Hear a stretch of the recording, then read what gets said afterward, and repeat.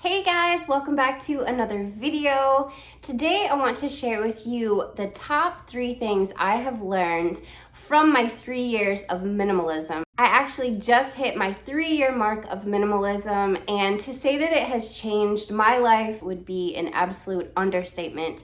So I wanted to share with you the 3 things that I've learned that have impacted me the most on my minimalist journey. Also, it's great to be back with another video. I ended up taking 2 weeks off because we traveled up to North Carolina to visit my best friend, and we also had a meeting up there.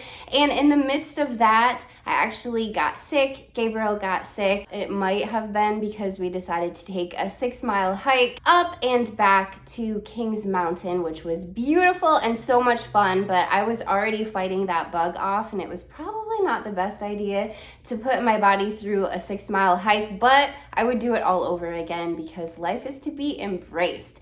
So that was 1 week while we were up there in North Carolina, and then when we returned, that bug really hit me, and I was sick last week, and you can probably still hear it in my voice, but I'm feeling so much better. Gabriel's feeling amazing, and David never got it, which is awesome. And by the way, if you're new here, hi, my name is Katie Marie. I am married to the love of my life, David, and we have an almost 1-year son, Gabriel. I can't believe it. He's gonna be a year old. This time has just gone so quickly.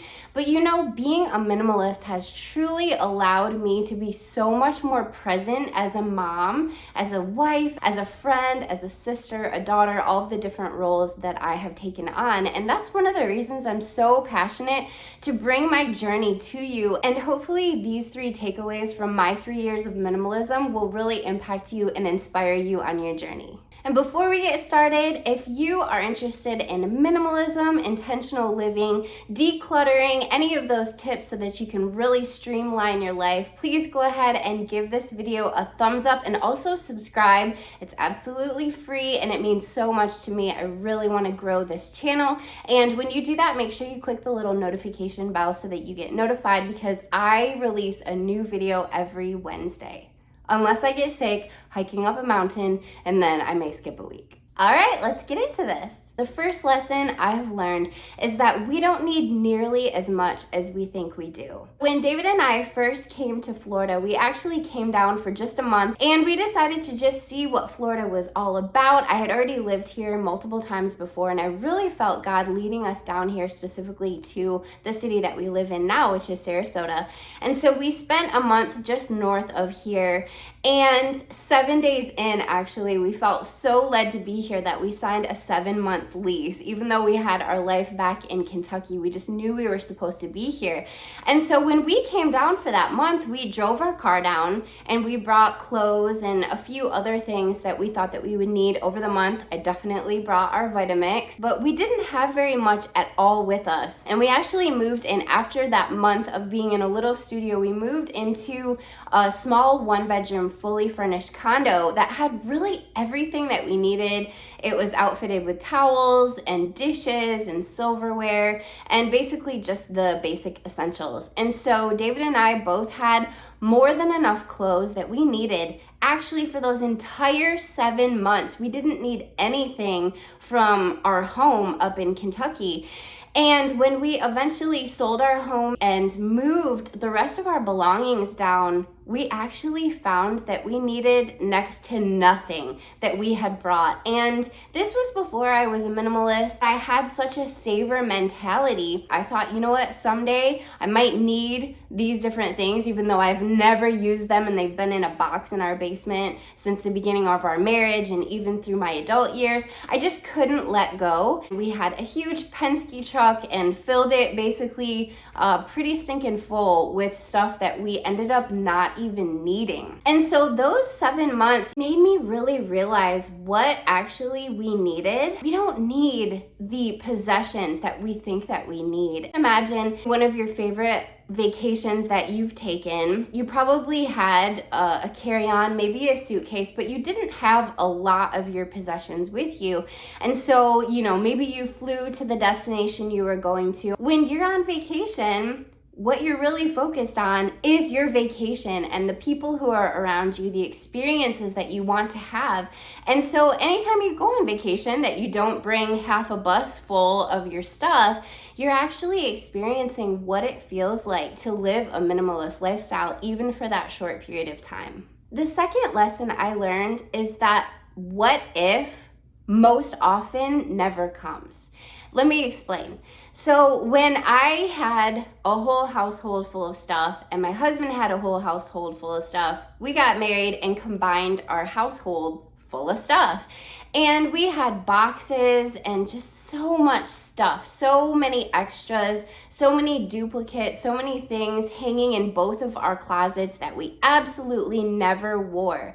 But you know what? We held on to them for the just in case. I might want to wear this someday. I've never worn it, or I didn't like it when I did wear it, and I'm not into it now, but maybe someday I'll be into that piece, or maybe someday I'll use that extra blender or whatever it is.